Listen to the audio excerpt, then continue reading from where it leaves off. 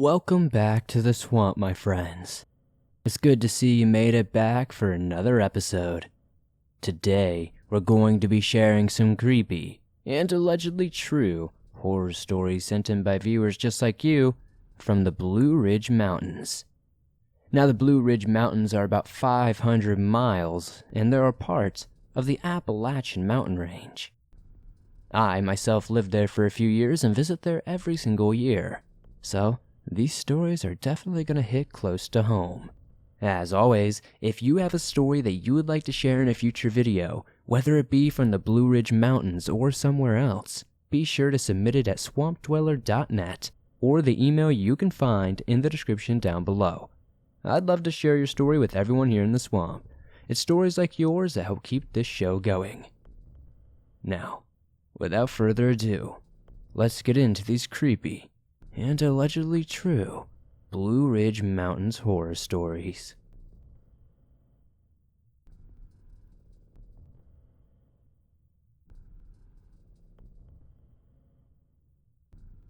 My encounter with the unknown occurred on the slopes of the Blue Ridge Mountains in the Linville Gorge Wilderness back in October of 2017.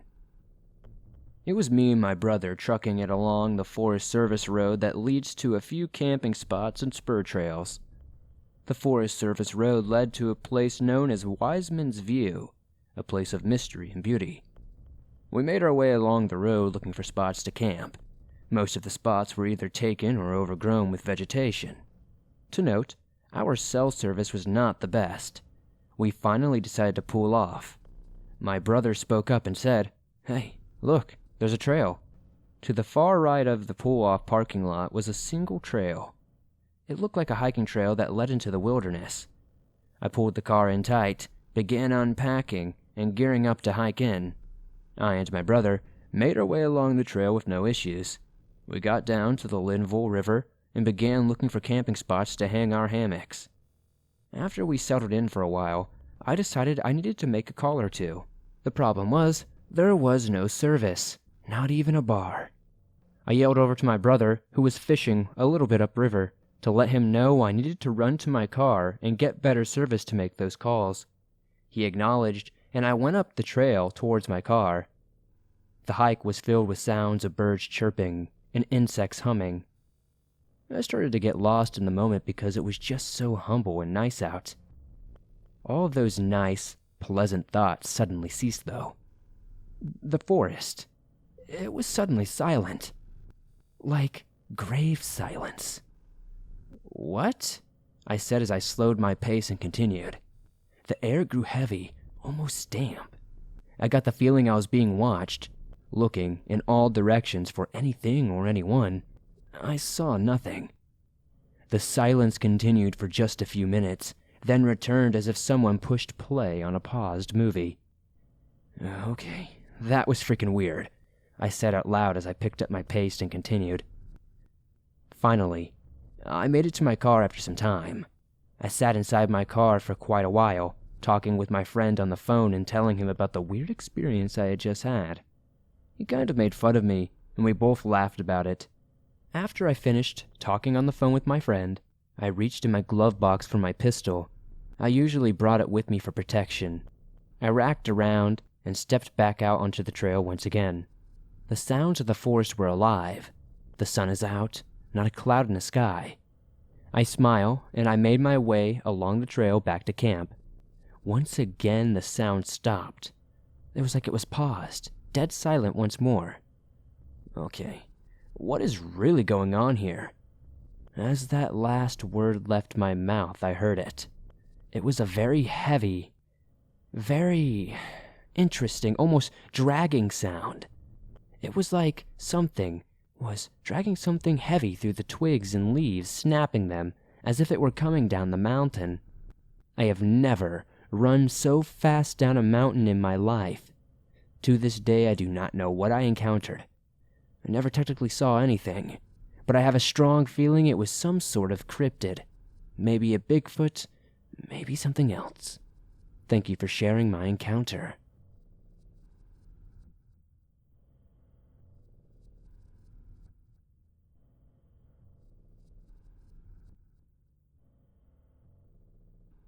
This is a true story. Not one of the details I will mention is made up or fabricated. It may not sound strange to you considering the crazy stories you are used to, but believe me, this was one sure strange story. I believe this might be of extraterrestrial variety. It was terrifying, and I have never been so scared in my life. So in this contribution, I will go by Jim. I am overly excited to share this true story with the world, and thank you for the opportunity to do so. A couple of years ago, out on a mini weekend vacation with my girlfriend Vanna, we had probably the strangest occurrence that we have ever not been able to explain. In the summer of 2018, I and my girlfriend loved to go exploring around the Blue Ridge Mountains and streams of eastern Tennessee and western North Carolina. It was our escape from the world. Being both nature lovers, we loved the freedom of the forest and spent many a night in the car or camping away from civilization, and have never had anything scary happen to us. It is safe to say that after this happened, we cut out wilderness outings to almost zero compared to every single weekend. Not how it was before, that's for sure. We were, and still are, freaked out. It happened to us extremely late one night around 3 or 4 in the morning. We actually live in the Smoky Mountains, and decided to take an overnight joyride over the mountains somewhere on the Blue Ridge Parkway. We pulled off every overlook, just to look around. There was no traffic and no lights up there. It was beautiful. My girlfriend and I are super in love and never thought anything would terrify us and ruin our beautiful getaway as badly as it did that night. At one pull-off, we got out and were looking at the stars together. As we were looking at the sky, every star was visible and burning brightly. We were in such a moment of peace, with no traffic or anyone around for miles, just us in the dark sky. When all of a sudden, the stars we were looking at started moving in different directions. Just to disclose this, we were not on drugs, and we had not been drinking. The stars started moving in all directions. The feeling was not one of fear, but one of great peace as we stared at them floating around in the sky. It was quite simply beautiful. We watched for a few seconds until a sound from the forest down the ridge broke us out of our peaceful silence. It sounded robotic and sort of alien, like if a robot could growl while saying womp womp. This would be the sound we heard. We did not look at each other. We did not signal each other. We just ran like hell as fast as we could to jump in the car. I cut my arm on the rain visor jumping into the car. We knew we had to get away, far away, but the beauty turning into terror was just the beginning. We were alone and flooring it off the mountain, driving back towards a town when we saw headlights behind us. It was a company van of some kind. Neither of us remembers the writing on the side of the van. We got into town and stopped, and so did the van. We saw the outline of the man in the van and he followed us. Intuitively, I stopped to see if he would stop, and sure enough, he stopped and pretended to work in his van. We took off only to finally realize we lost him. After driving for a little while longer, we made sure he was lost. We hit the interstate making sure he was not behind us once more. At the next rest stop, we decided to stop to refresh ourselves and regain our composure. Neither of us really saying anything except what the heck was that all about? When from the other direction comes that same exact van, with the same man at the wheel, which was impossible unless two twins were driving the same truck from each of our directions, which is very unlikely, almost impossible odds. It was the same guy. He glanced at us and was obviously trying to pretend he was not following us. I jumped out of the car to yell and demand an explanation from them, but an overwhelming fear enveloped me all of a sudden. I loved being a tough guy in front of my girl, but I had a sinking feeling that I would be better off if we ran. So that's exactly what we did. At this point, we were so freaked out we drove to the next Walmart and stayed the night in the parking lot where there were lights and other people in safety.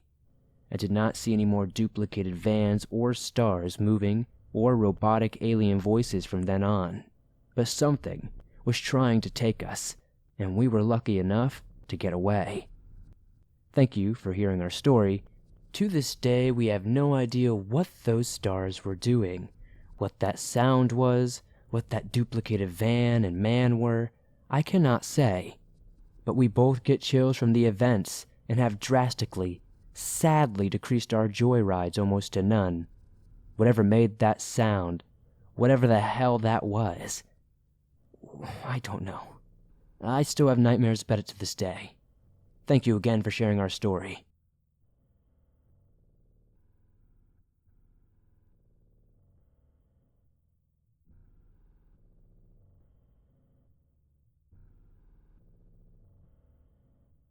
A couple of years ago, I went hiking alone on different trails on the Blue Ridge Parkway. For some reason, I thought it would be okay for a 20-something woman to go alone. Stupid, I know. I always wanted to visit Mount Mitchell, so I made the trek up there. This was on a Monday, so there were not a ton of visitors. The path to the summit is paved, so it's a fairly easy walk, but it is a bit steep. I was a smoker at the time, so I was quite out of breath. I finally got to the top and stood there, trying to catch my breath. I see someone step awfully close to me and at the corner of my eye. I look up and it's a man, probably in his late 40s, with greasy, dark brown hair. He says, "Hey, I noticed you took a while to get up here, and you're breathing really hard. Are you okay?" I was kind of taken aback, but I replied saying I was fine and that I'm just a smoker, and I kind of laughed to make light of the situation. He just stood there, looking at me, so I made a little nod to let him know I was going to walk away. I walked over to the podiums that show you the direction you are looking, and what mountains and cities are the way in that distance. He followed me. He started talking out of nowhere about how he had recently been divorced and was part of a men's group that traveled around the country to lots of famous tourist spots. He asked where I was from, and I reluctantly told him. He proceeded to tell me intimate details of why he got divorced. He told me he suspected his wife of cheating on him, so he hid in the closet one night and caught her and a coworker in bed together. He grumbled. They both paid dearly for that night. I tried to make it visibly obvious that I was uncomfortable, but he kept talking and asking me questions without pausing to let me even answer. I concluded that he was simply lonely and wanted someone to talk to. Then I realized there was no one else with him the entire time, and I had not noticed any other men with him, or any men's group at all, for that matter. But maybe they split up and went their separate ways for a while. At any rate, I became increasingly more nervous, so I let him know I was going to head back down to the gift shop. Again, he started following me. There are lots of trails that branch off from the main path to the summit, but I was not interested in going to any of these places with this guy, especially being so out of breath. I was not walking with the man now, but he was following me. He called out to me loudly, "Hey!" I turned around and he was grinning ear to ear. His hair somehow looked even greasier. He said, "Why don't we go walking on one of these trails? I could show you a really good time." I replied, "No thank you," sternly. I looked to my left, and there were two elderly women sitting on a bench. I realized they had been watching us. One of the women called to the man, "I think it's time the young lady gets going now." I gave her a soft smile and a nod. I turned around and walked at a brisk pace down the road. Passing the gift shop, going straight to my car, the man had not followed me, luckily. That was my last hike of the day, and I'm glad that nothing worse happened while I was alone. I do not go on outings like that by myself anymore, and I would highly suggest anybody listening to this show always take a hiking buddy.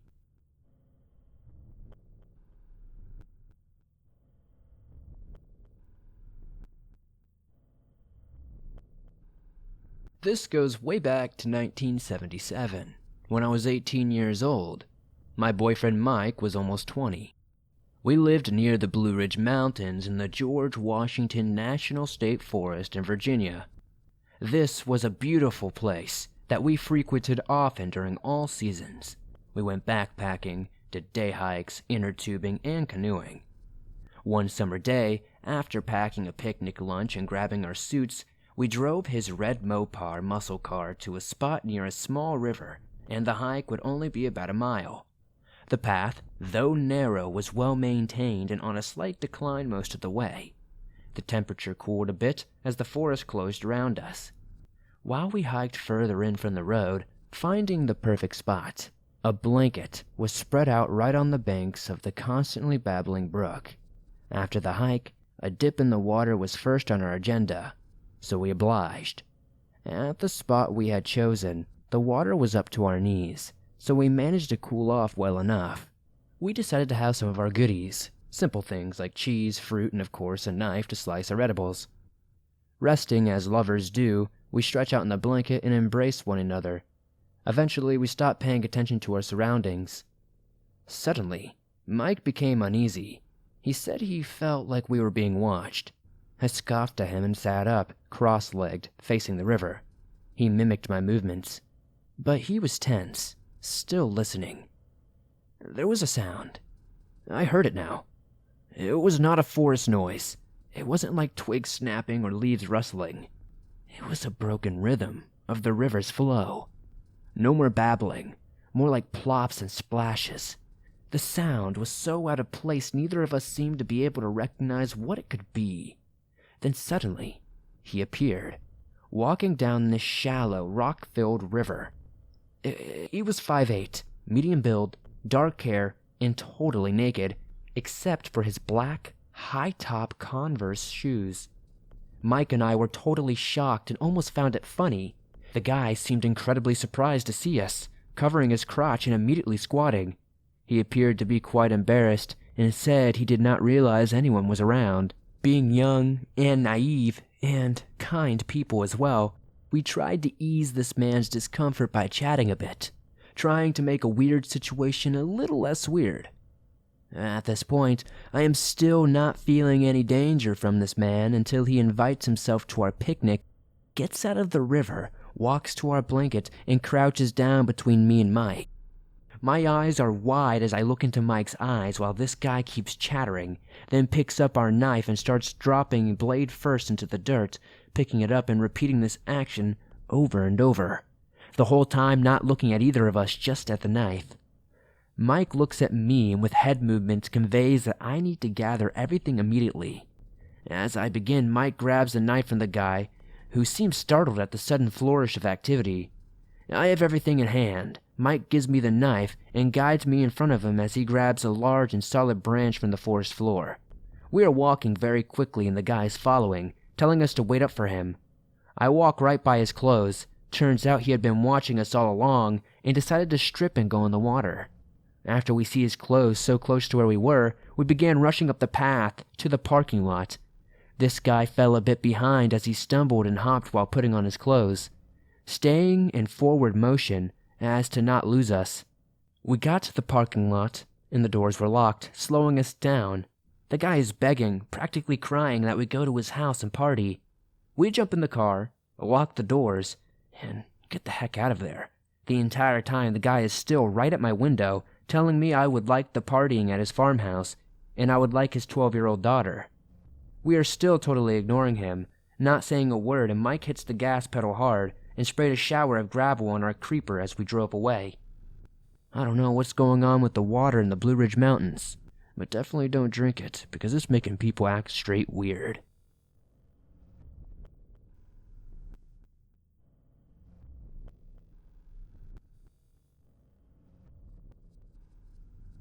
I'm starting off by saying this may not be paranormal, but I absolutely cannot explain what happened, and I'm struggling to understand. I am also still super anxious right now, even though it happened hours ago. Me and my boyfriend like to do random stuff at night, so I suggested we go on the Blue Ridge Parkway. Keep in mind, it was about 9:45. We drive for a little bit and go across a medium-sized bridge. If you're driving at 45 miles per hour, you could cross it in maybe a little under a minute, and we would see a man just kind of standing near the edge of the bridge, kind of looking off in the distance on the bridge. I get a little concerned because people don't usually take walks on the Blue Ridge Parkway at almost 10 p.m., or even in general, and then stop on the side of a bridge and just look off. I then tell my boyfriend we should turn around because I don't want him to jump or anything. We turned around and we are about 2 to 3 minutes away from the bridge at this point. We turn around and head back in that direction. I get a super bad wave of anxiety, Just really bad vibes. We drive by the spot he was and he was gone. I was of course terrified because where did he go? Where could he have gone? We get to the other side of the bridge, and there he is staring into the woods, on the complete opposite side of the bridge, maybe like a 20-foot walk away from the end of the bridge. There are no trails over there, and I would also like to mention it is very thick woods. He was wearing a backpack and a hat, I believe, and he was just standing there facing away from the road so we could not really see any of his facial features. So, we drive back to turn around and leave the parkway to go home, and we fully expected to see him standing in a different spot or the same spot staring off into some odd place again. But he was gone. Either this was some strange coincidence that perfectly aligned to seem creepy as hell, or I just experienced something really weird. What freaks me out the most is that we never once saw him move at all. He just stared at nothing, and I am freaked out and also concerned about this guy. What if he jumped? What if something happened to him? I just want to know if he is okay, or what the heck was going on out there. I know people in my town are tweaking sometimes, but it did not really seem like that. The dude was just standing straight up, staring off, and then just disappeared. There were no side roads around that he could have walked on either. I would also like to mention that we were a bit away from people as well, probably a 15-minute drive to the nearest town on the parkway. It was really bizarre and creepy to see a guy late at night being that deep into the parkway, especially if he had walked.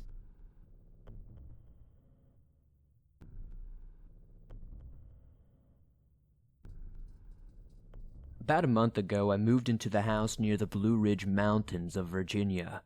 It is very secluded. Everything was great up until about a week ago, when strange things started to happen. Not like paranormal, but just strange.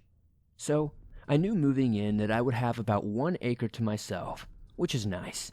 The acre itself is just about all thick, dense woods. Towards the back, you cannot even go any deeper because the land is too rigid and the trees block a clear path of sight into anything. Now, I live alone in this tiny house at the moment. My brother and his dog are moving in just a couple of weeks.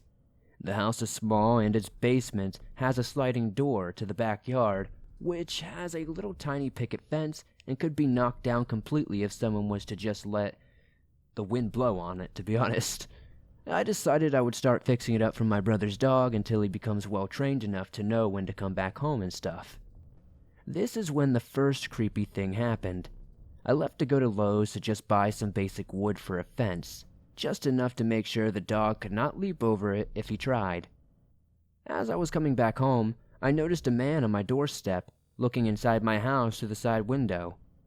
Even though any person could have heard me pulling into my driveway, he did not even flinch at all, even when I slammed my car door shut. Eventually, at this point, I kind of uneasily said, "Can I help you?" To which the man replied, "I'm just your neighbor, and I wanted to say hello." I went out of my way to put the wood I was carrying in my hand on the ground and went to shake his hand, and he did not even move again. He just stared at my hand. After this very weird encounter, I was more of just done with him. So I said that I was very busy, I was fixing my fence, and that it would be nice to meet him on another day. He stayed at the front of my house for about another 2 minutes watching me put all my wood inside. He was looking into and around my house in the process. Creeped out at this point, I closed the door in his face and went about my business. About 2 days later, after fixing my fence, another woman, this one looking nicer and having put a little appearance into her look, greeted me kindly and told me about herself. Now, I will call her Mrs. H. Mrs. H was just explaining how people do not normally move around here, and I was the first in about 11 years to move in. She went on to explain the rest of my neighbors, whom I knew were around, and that most of them liked to stay to themselves. After a pleasant talk with Mrs. H, I asked her about the man from 2 days ago. Now, this guy was about 6 foot. He was old but not too old, probably mid-50s, had brown eyes, was in decent shape, and had gray hair. Mrs. H went on to explain that that person who lived here before me was a widow, and her teenage daughter, who she homeschooled, had left because this perv started to stalk her daughter. More nonsense was said, and she eventually left, and that was that. Last night, though, I heard tapping on my window at exactly 2:37 a.m. I know this because I looked at my clock. Now, my window is a good 4 feet above the actual ground, and I figured it was just a bird or something at first, so I attempted to go back to bed. No less than 2 minutes after silence, the tapping came back, but this time turned into 3 loud bangs. Immediately, I ran to the closet and grabbed my hunting .22 and hid behind my bed. Peeking over, I saw a figure looking into it. After being scared out of my soul for about 30 seconds, the familiar voice of that perv shouted, "I need your help." Not knowing what to do, I threw my curtain open, and the only thing between his forehead and my .22 was a half-an-inch thick glass of window. He then did not say a word. Not a "don't shoot," not a "I still need help," nothing. He then pointed behind him to the fence I was building. I then ran outside to see what he wanted, with the gun on him the entire time. I said, "What is wrong?" and he said nothing, but pointed to the fence again. I looked, and this time I saw the fence. It had seemed to be run over by a car, with mud tracks stomping, and then reversed over in the grass. I looked at the 50-something-year-old's car, which its tires were dirty and had tracks coming from my backyard. Pissed at what I saw, I yelled at him, "What the actual hell are you doing?" and then put my finger on the trigger of the .22, which he finally replied, "Your fence." He then got back into his car and left, all while I still had the .22 pointed at him. It is currently 3 p.m. on March 2nd, and I have scrapped the entire fence idea out of sheer exhaustion and fear. This has all really happened and is currently happening. I will keep you guys updated with the situation. I have not contacted the police quite yet because I don't know if he meant to run into my fence or not. But either way, I have no idea why he was in my driveway, let alone on my property at all.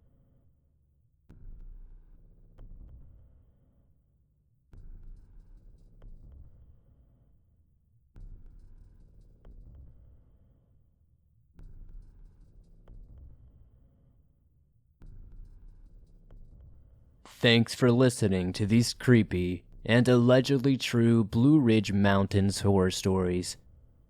If you enjoyed these stories, please be sure to hit that like button, as it helps me out a ton in the YouTube algorithm.